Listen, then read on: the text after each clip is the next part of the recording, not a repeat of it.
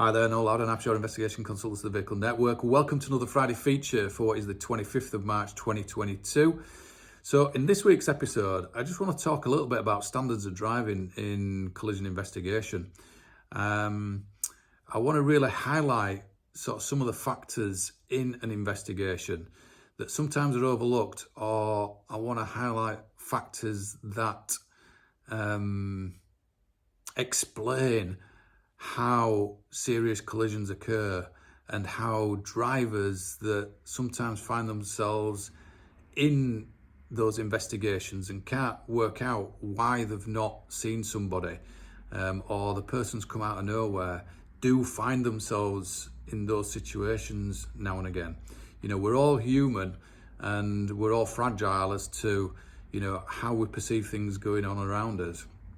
And as a result of those fragilities, sometimes when circumstances come together all at once that are probably unlikely to do so, but do so on a certain occasion, then that can set the ball rolling for a serious collision investigation. So what I want to do this week is just talk you through a scenario that I found myself in this week, whereby if I just not taken an extra split second to make a decision, the likelihood is that I would have been involved in a collision.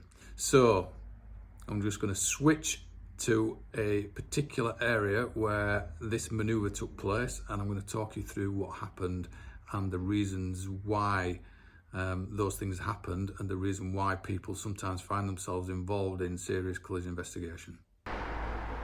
Okay, so I've been exiting this car park wanting to turn right. So you'll have to appreciate that this is a video, not necessarily the views that I would get, but my view to the right is pretty clear. My view to the left is a bad bend. So if I come out, which is where I would have done, to the centre of the road, and then I've paused, and my vehicle's at a bit of an angle at this point, and I'm having to look back over my shoulder, and I'll cover some internal shots as I go back and edit this video of what I could see in the car, and then I'm continuing straight on down that road. So I've got some dash cam footage now from my vehicle that's recorded as I have exited this car park and made the right turn. I'll just keep the footage looping just while I talk you through this section. So to the right hand side, obviously I'm looking through the driver's door window and I can see it's clear. I've got a good unobstructed view down that road, and I can get out to the centre area of the road before then making the checks left in order to turn right out of the junction. As I get across to the centre, my car is starting to turn to the right, and you can see there's a number of vehicles that pass in front of me, cars and vans, and then there are two motorcycles that come past as well. It's as that I have started to make my checks to the left hand side that first motorcycle you see in the footage has been in my blind spot, and I'll put up a photograph of the actual blind spot that's created by the B pillar in my vehicle. I see the second motorcyclist in the distance, but I don't see that first motorcyclist when I make my check in that direction. So you've got to remember the check is fairly quickly when we're not going in that direction necessarily, but nonetheless, you would perhaps still think that I would have seen that first motorcyclist looking in that direction, but I didn't. And if I switch back to a studio shot, I will explain why I didn't. So why did I not see the first motorcycle in that stream of traffic that came through from the left hand side? Well, I didn't see it because at the time I made my check, that bike would have been in my blind spot, which is being created by the B pillar on my vehicle and the angle at which I've turned my vehicle to come out of that junction. And you've got to remember, as my car's moving round, the blind spot's moving around as well. So these checks are momentarily, and this is why when I've interviewed many people in the past, they've said they came out of nowhere. They weren't there. I pulled out and they weren't there. And that's what they honestly believe, and they can't work out why they've not seen them. I can work out why I've not seen them because I'm aware of these things. And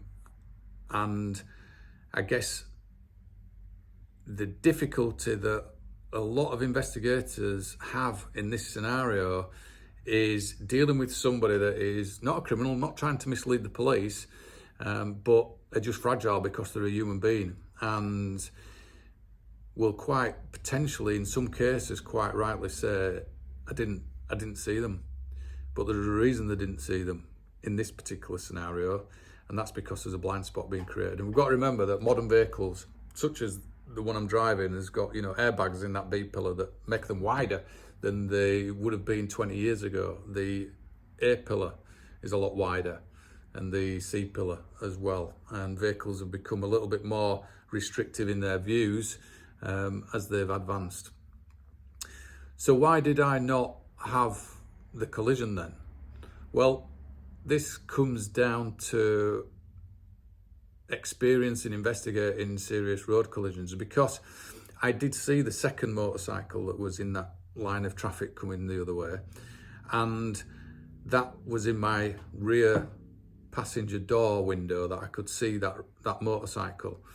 And as I was making the check and saw that rider, I knew that in my own mind I probably would have time to get out in between the last car and that rider and not really cause him any issues.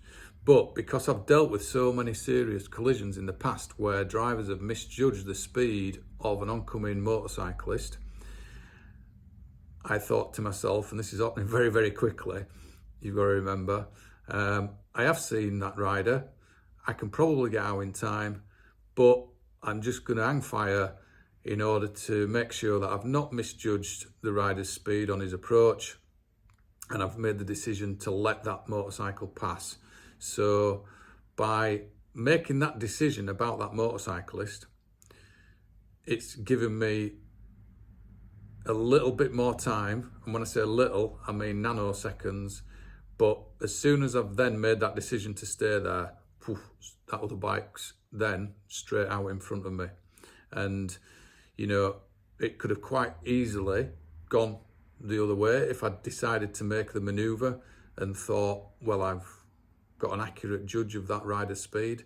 But because I'm looking at that other rider through probably between the headrest of the passenger car and the B post in a small gap, I'm just not 100% certain that I can accurately judge the speed of his approach and decide to give him the benefit of the doubt, or her the benefit of the doubt, as to regards letting them pass and just waiting that extra couple of seconds until he's gone past, and then knowing it is clear because I can see beyond that, and that nothing is then coming between me and that last vehicle that I've seen.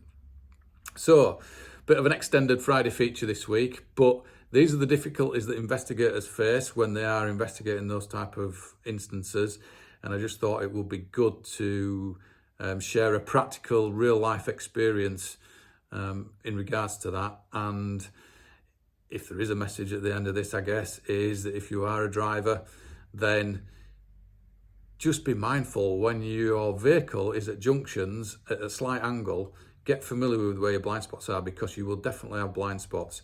And when you're going to be making turns at those junctions, and if they're on regular journeys that you make, just be mindful that you probably just want to wait 1 or 2 seconds more to be sure. And that could potentially mean that you are not in the centre of a serious collision investigation. Okay, thanks for tuning in as always. If you've got any questions, then by all means put them in the comments below, or if you want to send me a direct message, send me a direct message, and I'll be more than happy to speak to you around any questions that you've got. Have a great weekend. Until next time.